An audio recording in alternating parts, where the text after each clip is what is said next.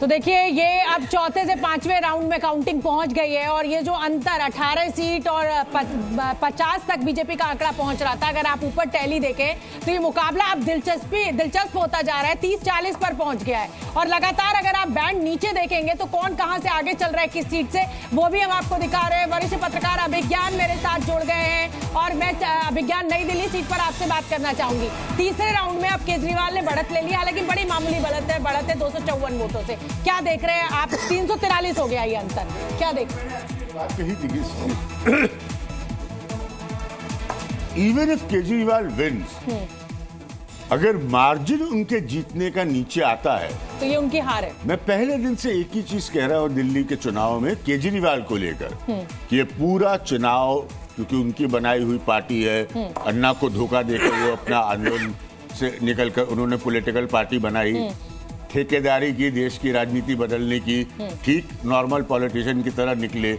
तो ये सब कुछ इंडिविजुअली केजरीवाल की क्रेडिबिलिटी का चुनाव। अभिज्ञान, अभी एक बहुत बड़ा पॉइंट रामकृपाल जी ने रखा, रामकृपाल जी भी अपना पॉइंट देंगे, लेकिन क्या आप रामकृपाल जी के इस पॉइंट से सहमत हैं कि आपको अभी लोकल दल बन के ही कम से कम 15 साल रहना चाहिए था? गोवा, हिमाचल प्रदेश, ये जो अति महत्वाकांक्षा जो थी उसने आज आम आदमी पार्टी का ये हश्र कर दिया है। अच्छा काम करते करते आप उस जिसे कहा जाए कि सुपड़ा साफ कर देने वाली स्थिति में नहीं है, आपको जंग लड़नी पड़ रही है। हालांकि 30 का आंकड़ा कोई बुरा प्रदर्शन नहीं है, लेकिन इस प्रदर्शन को मैं कांग्रेस के बुरे प्रदर्शन से जोड़कर देखती हूं। अभिज्ञान, बहुत अच्छा पॉइंट रखा है आपने। देखिए क्या होता है कि या तो आप ऑर्गेनाइजेशनली बहुत बड़े हो, सिस्टमैटिक हो।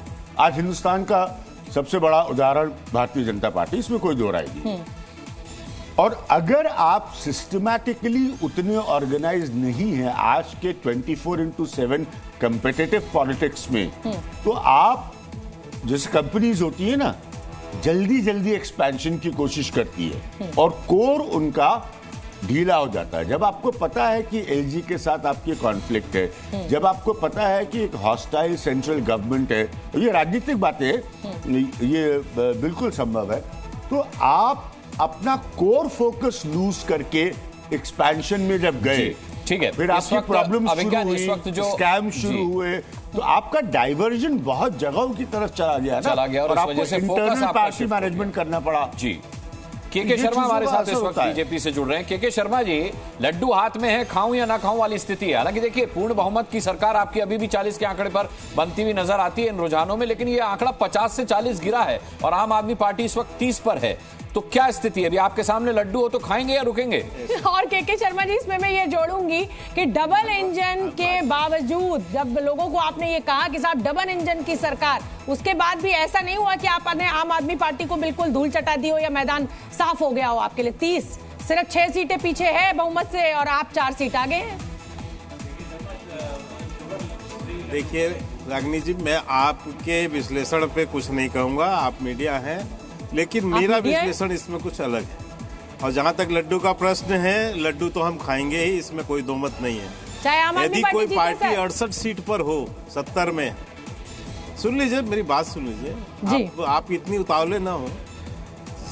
70 सीटों में जो 68 सीटें जीता हो, जो 63 सीटें जीता हो, और वो आज 30 पे जो अभी की स्थिति है, आप उस पे चर्चा कर रही थी, आप कर रही थी कि कोई बड़ी हार नहीं है, तो 63 सीटों से यदि कोई 30 सीटों पर आ रहा है तो 50% डाउन हो रहा है। लीजिए 27 और इसके बावजूद भी उसको आप एक अच्छी हार नहीं, यानी बड़ी हार नहीं मानती है, तो आपको ये मुबारक हो। सर, आपने मेरी पूरी बात नहीं सुनी। मैंने आपको ये कहा कि कांग्रेस अगर कमजोरी से ना लड़ती तो शायद आम आदमी पार्टी की सीटें और कम होती। नहीं, मैं आपको अपना स्टेटमेंट इंटरप्रेट नहीं करने दूंगी गलत तरीके से। सर, जो मैंने कहा है वो मुझे पता है और मैं आज उस पर आप कभी नहीं करने देंगी, मुझे पता है, मैं आपकी अच्छी भावना समझता हूँ।